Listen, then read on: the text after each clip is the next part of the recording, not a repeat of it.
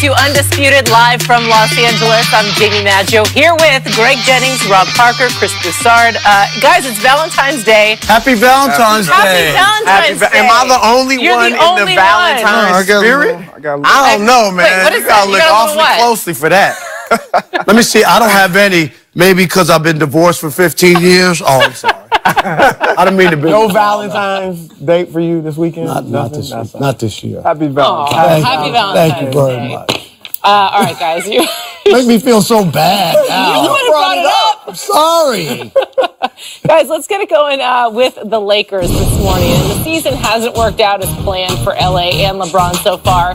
They're under 500 in our three games back in the playoff race. This is all leading to speculation that Luke Walton could be out as head coach. But that's not going to happen. That's according to the LA Times. Reports say Jeannie Buss, Magic Johnson, and GM Rob Pelinka are all united in keeping Walton for the rest of the season. However, the report adds the execs see a, quote, disconnect between Walton and the players, and they feel LeBron isn't totally engaged.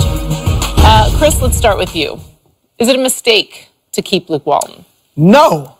It would be a mistake to get rid of Luke Walton. And here's why. Let's get the feelings out of this. Let's get our emotions out of this, and let's look at the facts. And I'm not saying Luke Walton is Phil Jackson or Greg Popovich, okay?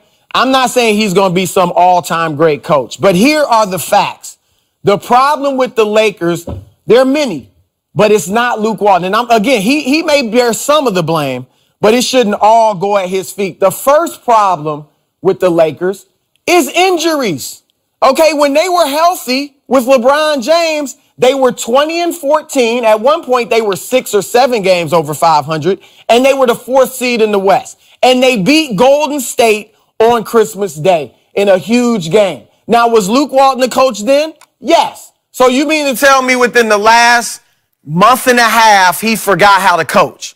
Okay, here's the injury list. LeBron misses 18 games. Rondo misses 34 games. Brandon Ingram misses 11 games. Lonzo Ball misses 10 games. You want to talk about his rotation? Seems like he doesn't really have one. How are you supposed to put together a solid rotation when you have all of these injuries? And when you have your best player, LeBron, you have to play one way. And then when he's gone, you have to play a completely different way, even in the midst of the same game sometimes. Second thing, is it Luke's fault that they can't shoot free throws? And I don't want to hear, he's going to make them practice. You don't think they're practicing? Shaquille O'Neal practices free throws. He just couldn't shoot them. The Lakers are dead last in the NBA in foul shooting, 68%. That's horrendous. LeBron, for some reason, is having his worst year from the line ever, 68%. Brandon Ingram, 66%. And Lonzo, 42%. That's not on Luke. Third thing, roster composition. You signed LeBron James. What has been the formula for LeBron James to be at his best and win championships? Surround him with three-point shooters. What do? Go get Lance Stevenson. Go get Rajon Rondo. Go get Michael Beasley. None of whom really can shoot the three ball well. And LeBron has something to do with that too. He was involved with what free agents he wanted them to go get. They want to try something new. It didn't work. And the proof is here that they know they're wrong. What they do at the trade deadline?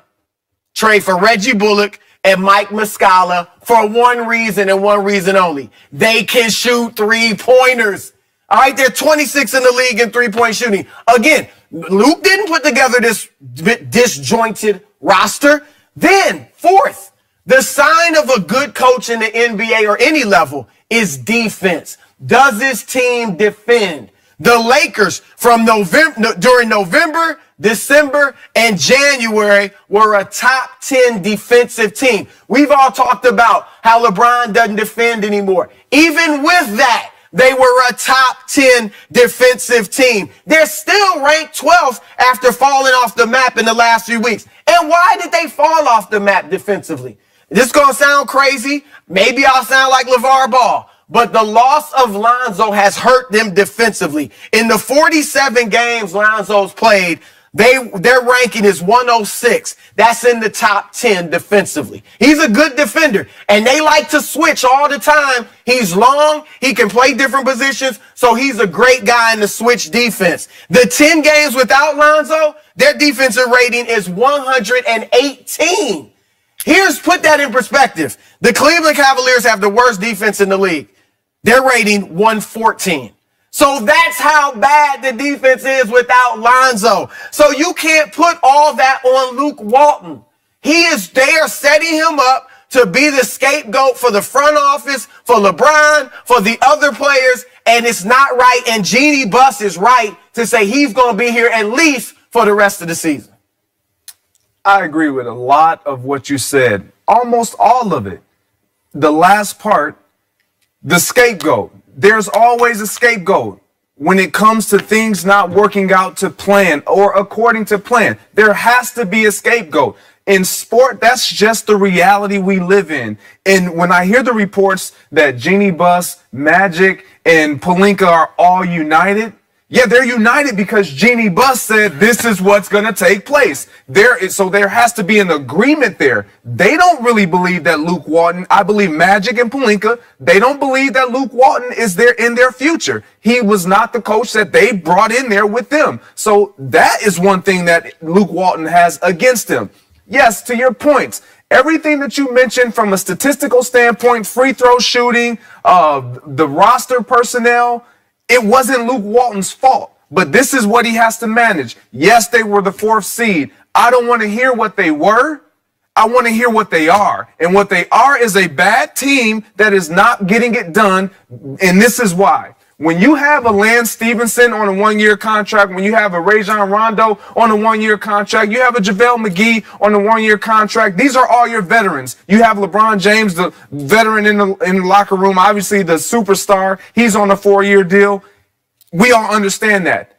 There's division in that locker room. You have veterans who think, you know what? I deserve more. I need to go out here and prove that I can get more. But I deserve more because I've been in this league for a long time. Then you have a slew of young guys. You have the Lonzo Balls, the Brandon Ingrams, the Kyle Kuzma, all these guys who feel like I'm proving to play into a big contract, a big deal. And then you decide, you know what? We can do better than you young guys. So we'll ship all of you out, including Lonzo and Lance Stevenson, for AD. You don't think that creates some tension in that locker room within that organization? That tension is not Luke's fault. I'm not saying it is Luke's fault. This is a scapegoat mentality. This is what happens. And so now Luke is left to manage that. When LeBron James is in the huddle and he's not even talking to Luke Walton and he's discussing more with Brian Shaw than anybody else, that's problematic. That's problematic, and that's Luke Walton. That falls back on Luke Walton. He doesn't have control of this team any longer. And when a coach loses control of the locker room or the guys that are important, and he no longer has a voice that can echo and say, guys, this is how we need to get it done. This is what coach is saying. And they're following suit because the number 1 guy is in line, being LeBron James, then you don't have a problem. But with the Lakers, that's their problem. LeBron James isn't in agreement with Luke Walton. So nobody else is going to feel like, you know what, we should listen to him too. No, this is why Luke Walton has to go. It has nothing to do with the fact that he's not a good coach. I believe he is. But from a player's perspective and being inside locker rooms, once there is tension and division and you can't corral that and you can't find a way to get these guys to play to the level of expectation, you're the same. So he should go now? Because that was the question. He's not going to fix it. I don't see this getting remedied. The only thing that can remedy this is if LeBron James says, guys, let's go. Let's make the playoffs. Let's lock it in. And I mean, they're not going to go deep into the playoffs. He should say that. I mean, he has to. He can say all he wants. Should the only make problem the playoffs. is, see, this is the problem I have. And I hear all the stats and numbers and where they were 3 months ago and all this. But let's just be honest. Where they are now is not good enough. LeBron is back. You can talk about all this. Lonzo's not here. And the same thing, Greg, the thing that bothers me the most is watching them defensively. Because that's effort. That's when you decide. You don't have to coach that. You don't have to. No, you do have to coach in terms of technique. No, effort. Effort alone is more than effort. There's no effort. There's no effort. Defense is more than effort. It's technique. Are we a switching team or are we not a switching team? But there's no effort there, and that's the problem that I have, is that also there were games this year where they needed to win, Greg, and they weren't ready. When the Knicks came to town, the Knicks have lost 18 straight since beating the Lakers. 18 That's straight. your favorite stat. No, well, because it's telling. They also lost to the Cavaliers. That's where a coach has to say, these are important games that we can't afford to lose here. They weren't ready for those games. Go look it up, Chris. They came out and got kicked in the teeth to start the games. So is your answer he should be fired over this break? All I'm saying is, that was he's part of